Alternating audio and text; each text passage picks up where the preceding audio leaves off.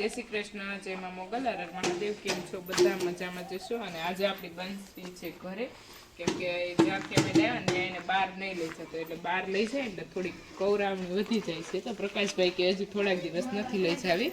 કાલે અમે બંસરીને લઈ ગયા હતા, આજે નથી લઈ ગયા.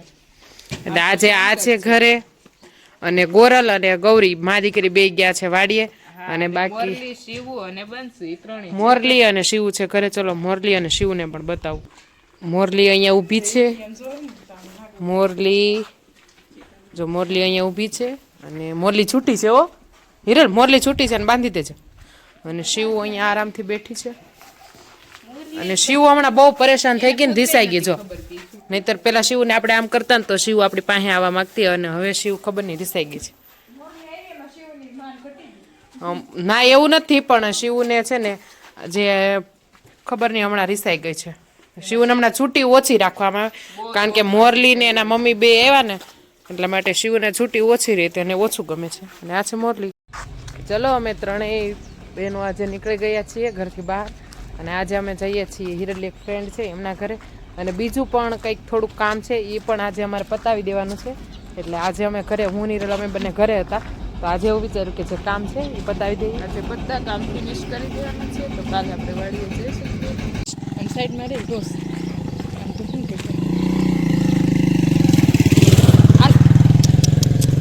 ક્યુટ ક્યુટ ગલુડિયા અમને જો, ક્યુટ ક્યુટ ગલુડિયા અમને દેખાણા. બહુ સુપર છે, બંને સેમ ટુ સેમ છે. ક્યુટ 6-7 ગલુડા જોવા મળ્યા છે અહીંયા.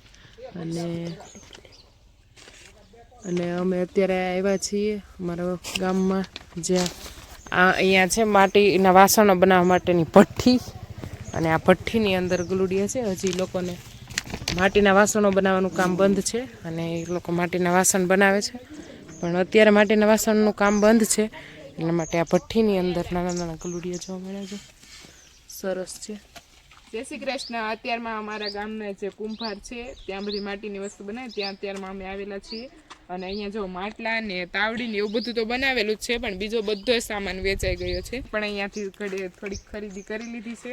જો આ સરસ મજાના કુંડા લઈ લીધા છે 2. અને પાછી હજી ખરીદી કરવાની છે, પણ એ હજી બધું નવું બન્યું નથી. ઉત્તરાયણ પછી બનશે, પછી પાછા ગઈ જાવશું. અહીંયા માટીની વસ્તુ જે બનાવવામાં આવે છે એ સારી ગુણવત્તાની માટી અહીંયા લાવવામાં આવેલી છે. બહારથી લાવે છે આ માટી, કેમ કે એમાં સારી ગુણવત્તા જોવે. અને એમાં લાદ જોવે છે, સારી માટી જોવે છે, રાખ જોવે. આ ત્રણેય વસ્તુ મિક્સ કરી અને પછી જે પણ વસ્તુ બને છે એ માટીની પછી આગલી પ્રોસેસ પછી થાય છે. અહીંયા આવીને બોરડી જોઈએ, અને બોરડીમાં બહુ બધું શું કે ફાલ આવેલો છે. અને જો કેટલા અઢળક આવી ગયા છે બોર. અને બોર ઉપરથી ખેડૂત લોકોને ખબર પડતી હોય કે આગલું વર્ષ કેવું થશે. જો બહુ ફાલ આવેલો હોય ને તો આગલું વર્ષ ખેડૂતોનું બહુ સરસ થાય. અને જો ઓછો ફાલ આવેલો ને તો થોડુંક વર્ષ મોડું થાય. એટલે અમને ખેડૂત લોકોને અમુક વસ્તુની સિઝન, આ શું કે સિઝન ઉપરથી જ ખબર પડી જતી હોય કે આગલું વર્ષ અમારું કેવું રહેવાનું છે. આ બધા વાસણો માટીના બનતા આપણે બધાએ જોયા છે, અને માટીના વાસણો પણ આપણે ઘણા બધા જોયા છે. તો માટીના વાસણોમાં જે સૌથી પેલું પાયાનું કામ કરતું હોય ને તો એ છે આ સાંકડો. અને આ સાંકડા ઉપર જેવા પણ આકારના વાસણો બનાવવાના હોય એ આ સાંકડા ઉપર પહેલાં દેવામાં આવે છે. અલગ અલગ મતલબ નાના વાસણો, મોટા વાસણો, એ બધા જના પાયાનું જો કોઈ વસ્તુ હોય ને તો એ આ સાંકડો છે.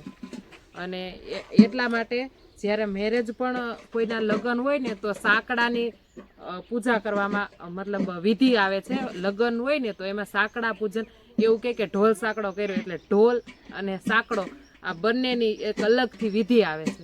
અને એટલા માટે જો આપણે લગ્ન હોય ને તો લગ્નમાં પણ ઇમ્પોર્ટન્ટ હોય કે એમાં પણ જે આપણે કોડિયા હોય ને, કોડિયા જે પહેલાંના સમયમાં કુંભારને લઈને આવવાના હોય, એટલા માટે આપણે આ સાંકડાની પૂજા કરીએ છીએ. અને આપણે માટીના વાસણો હોય એટલે જે મેરેજ થતા ત્યારે ઘણા બધા પહેલાંના સમયમાં ફાયદા થતા.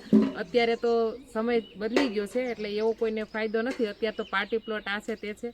પણ જો તમે જરીક હજી પણ ગામડામાં જુઓ તો ગામડામાં કાયદેસર કુંભાર ભાઈઓ હોય એમના ઘરે જઈ અને જે એમના સાંકડા હોય એની પૂજા કરે, ઢોલી હોય તો ઢોલની પૂજા કરે. આવી રીતે અલગ અલગ પ્રવૃત્તિઓ થતી હોય છે. અહીંયા એ લોકોને રહેવાની વ્યવસ્થા પણ બહુ મસ્ત છે. જે બંગલામાં જે સુકૂન ન મળે એ સુકૂન અહીંયા મળે છે. અને એ મકાન પણ આખું માટીથી બનાવેલું છે. જો અહીંયાનું બધું મસ્ત નેચરલી વાતાવરણ.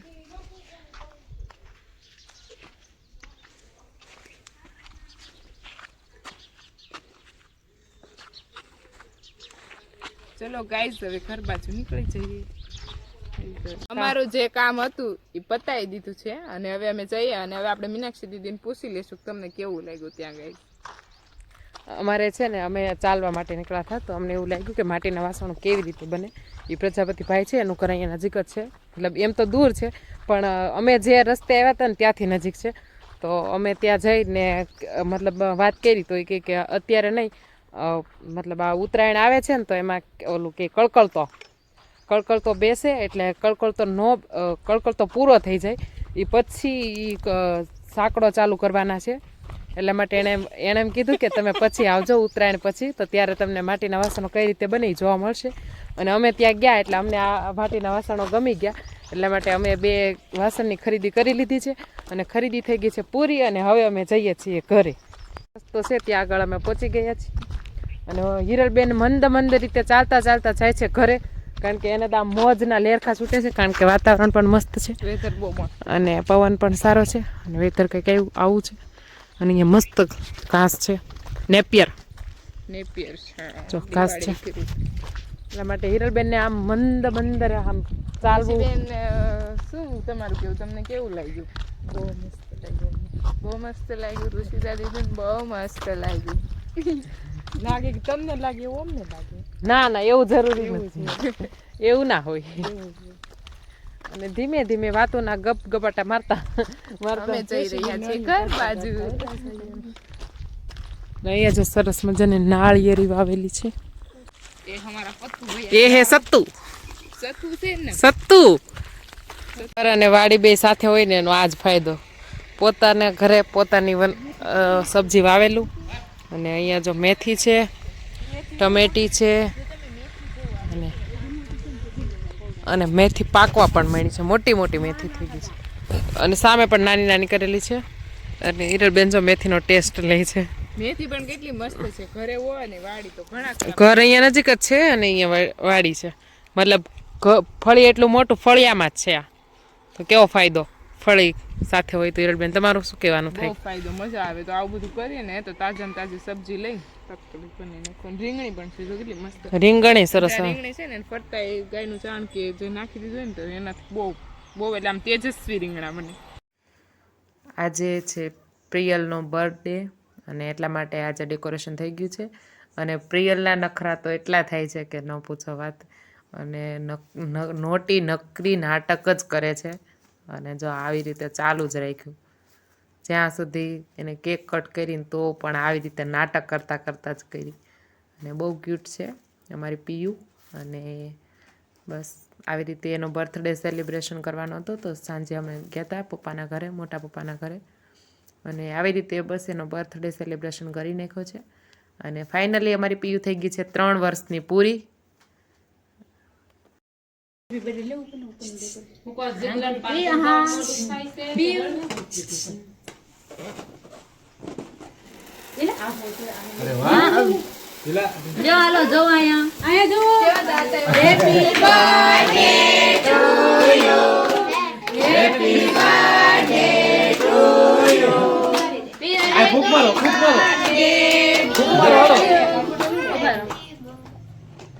એનું લઈ જાઓ તો ભાઈ.